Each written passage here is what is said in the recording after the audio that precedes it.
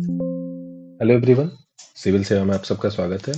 तो मैं यहाँ पे पहले लिखना चाहूँगा कि जो लोग भी तैयारी कर रहे हैं ना, इसमें ये चीज़ें आप लोग जान लीजिए कि जो आपकी तैयारी का ये टाइम है, इसमें बहुत सारा आपके पास मतलब टाइम है नहीं, तो स्पेसिफिक होके जाइएगा। ठीक है, स्पेसिफिक होके जाइएगा। मैं पहले आपको ये चीज़ें बता देता हूँ कि जो एग्ज़ाम है ये फैब में होने वाला है। तो ये बुक लिस्ट पे वीडियो है, तो कुछ चीज़ों पे बहुत ज़्यादा फोकस रखिएगा। एक तो करंट अफेयर और स्टैटिक्स कहाँ से क्या क्या करें। ठीक है, स्टैटिक्स मतलब ज्योग्राफी, पॉलिटी एंड ऑल। ठीक है, पॉलिटी एंड ऑल तो वो पूरा हम लोग डिस्कस करेंगे इस वीडियो में कि क्या क्या आ सकता है एग्जाम में, तो उसके अकॉर्डिंग हम लोग चलेंगे। पहली चीज। दूसरी चीज क्या है, सिलेबस क्या क्या एग्जाम में आना है वो इंपॉर्टेंट है। तो चलिए बात कर लेते हैं। पहले पेपर में क्या है ना, हिस्ट्री है। मतलब अगर देखा जाए तो मुझे जो लगता है कि करीब करीब 35, मतलब यहाँ पे 40 हो सकता है और ये 30-30 का रेशियो हो सकता है। तो जो 40 क्वेश्चन आपका जो सिलेक्शन कराएगा ना करंट इवेंट, वो मैं चैनल पे फ्री करा रहा हूँ। चैनल पे फ्री करा रहा हूँ, डेली आपको मंथली मिल रही होगी। तो फैब का वीडियो जनवरी और फरवरी का जैन प्लस फैब और 2 मिनट का एक चैलेंजिंग वीडियो चल रहा है। 25 डे वो चलेगा। 25 टॉपिक होंगे जिसमें से 10 से 15 क्वेश्चन कंफर्म आपको मिलेंगे वहां से। तो वो आपको यहाँ से मिल जाएंगे। तो जो चैनल है यहाँ पे आप इसको सब्सक्राइब कर लीजिए। आपको बाकी जो स्टैटिक्स भी है वो भी मिलेगा, लेकिन पहले करंट अफेयर पे फोकस रहेगा क्योंकि करंट अफेयर बहुत ही इंपॉर्टेंट है आईबी और सीएसआईआर एग्जाम में। ठीक है, तो चलिए बात कर लेते हैं। हिस्ट्री आएगा। अब हिस्ट्री में क्या क्या हो सकता है मैं आप पहले बता दे रहा हूँ। हिस्ट्री में देखिए, पहले तो modern history, ancient history, ancient and medieval NCERT से आप कर सकते हैं। ठीक है, इसके लिए दूसरा कोई सोर्स मत अपनाइएगा। और उसमें 11th एंड 12th में देखेंगे, 6th और 7th एनसीईआरटी भी अगर समय मिल जाए तो करिएगा। और मॉडर्न के लिए सबसे ज़्यादा इंपॉर्टेंट है स्पेक्ट्रम।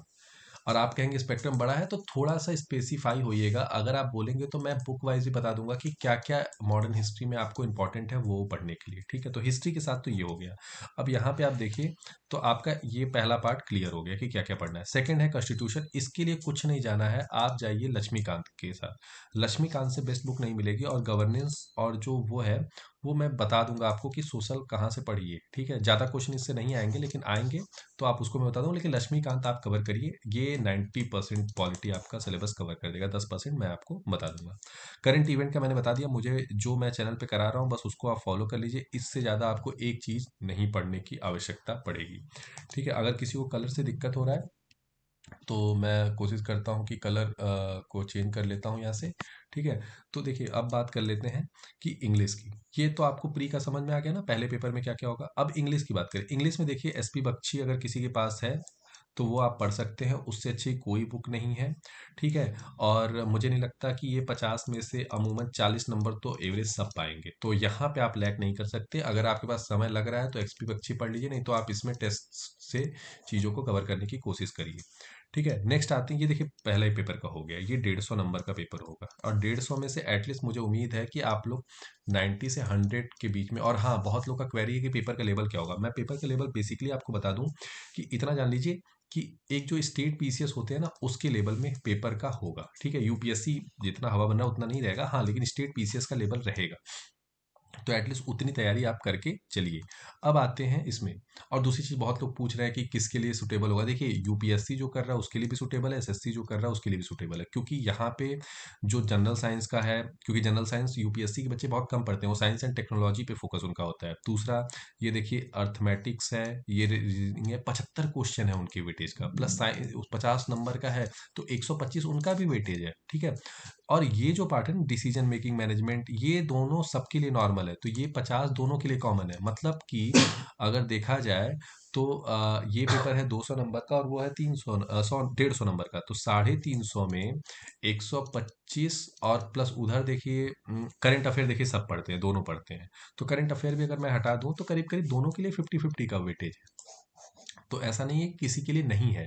ठीक है, जनरल इंटेलिजेंसी के लिए मैं बोलूंगा आप टेस्ट दीजिए। और मैथ के लिए मैं आपको बोलूंगा कि कोई भी एक स्टैंडर्ड बुक उठाइए आप। और नहीं हो सकता है तो आप बता दीजिएगा, मैं एग्जैक्ट बुक बता दूंगा कि कौन सी पढ़नी है। जनरल साइंस के लिए मैं कुछ भी एक्स्ट्रा नहीं बताऊंगा। एनसीईआरटी करिए, उसके बाद घटना चक्र करिए। उसके बाद घटना चक्र बोलिए। और मैथ के लिए अगर किसी को क्वेरी हो, टेलीग्राम चैनल पे जुड़ जाइएगा, मैं वहाँ से आपको चीज़ें बेसिक जो होती है मैथ्स की, थ्योरी और पार्टिकल्स, वो क्वेश्चंस वोश्चंस मैं बता दूंगा। कुछ क्वेश्चंस आप यूट्यूब पे बहुत सारे वीडियो पढ़े हैं, वहाँ से भी देख सकते हैं कि जो अगर किसी को ना समझ में आए। ठीक है। तो जनरल साइंस के लिए लेकिन ये घटना चक्र मैं बहुत मोस्ट इंपॉर्टेंट प्रायोरिटी देता हूँ। 80%, 80 से 90% क्वेश्चन आपको यहीं से मिलेंगे, मैं बता रहा हूँ। ठीक है। उसके बाद आते हैं नेक्स्ट, इसमें आता है जनरल साइंस हो गया, इकोनॉमिक्स पे और इन्वायरमेंट पे। तो इन्वायरमेंट पे देखिए दो चीज़ें हैं, अगर आप बोलेंगे तो मैं नेशनल पार्क और ये सब कुछ वो चीज़ें मैं कराऊंगा वैसे लास्ट में, वहाँ से फोकस कर सकते हैं। और कुछ स्टैंडर्ड टॉपिक्स के लिए आप शंकर आईएएस की बुक को फॉलो कर सकते हैं। इसमें भी सारे चैप्टर नहीं, अगर आप बोलेंगे तो मैं स्पेसिफाई कर दूंगा कि कौन कौन से चैप्टर पढ़ने हैं। ठीक है। लास्ट में ज्योग्राफी का मैं आपको बता दे रहा हूँ कि पहले चीज़ तो 6 to 12 एनसीईआरटी बहुत ही मस्ट है। उसमें जैसे खासकर 9 10 पे फोकस रखिएगा, इंडियन ज्योग्राफी है, नेशनल ज्योग्राफी क्योंकि आता है, और फिजिकल ज्योग्राफी के लिए ये इंपॉर्टेंट है। तो नेशनल ज्योग्राफी पूछा है तो फिजिकल ज्योग्राफी कम आएंगे, लेकिन मैं फिर भी कहूँगा कि कुछ पार्ट बेसिक आपको नॉलेज होनी चाहिए, क्योंकि वो इंडिया और वर्ल्ड का लगभग सेम है। तो ये बेसिक चीज़ें आपको पता होनी चाहिए, लेकिन 9 10 की एनसीईआरटी पहले फोकस रखिएगा। ठीक है। उसके बाद आते हैं कि ये डिसीजन मेकिंग और मैनेजमेंट, ये मैं आपको बाद में करा दूंगा। एथिक्स एंड इंटीग्रिटी एप्टीट्यूड, ये देखिए ना, ये क्या है ना कि ऐसे कुछ पर्टिकुलरली इस पे मैं बताऊंगा नहीं कि कौन सी बुक है, लेकिन हाँ स्पेसिफिकली मैं ये चीज़ें कह सकता हूँ कि डिसीजन मेकिंग, मैनेजमेंट और ये सब चीज़ें ना लास्ट में करिएगा, और यहाँ की चीज़ें मैं आपको यूट्यूब पे करा दूंगा। तो उसके लिए आप चैनल को ज्वाइन कर लीजिए। और बाकी मुझे लगता है कि आपका कोई और डाउट हो तो टेलीग्राम पे मुझसे पूछ सकते हैं, वहाँ पे मैं आपको हमेशा अवेलेबल रहता हूँ 24x7। और चैनल को सब्सक्राइब कर लीजिए। बाकी मिलते हैं नेक्स्ट वीडियो में, और करंट अफेयर की क्लासेस चल रही है, वहाँ पे जितना मैक्सिमम फॉलो कर सकते हैं कर लीजिए। धन्यवाद।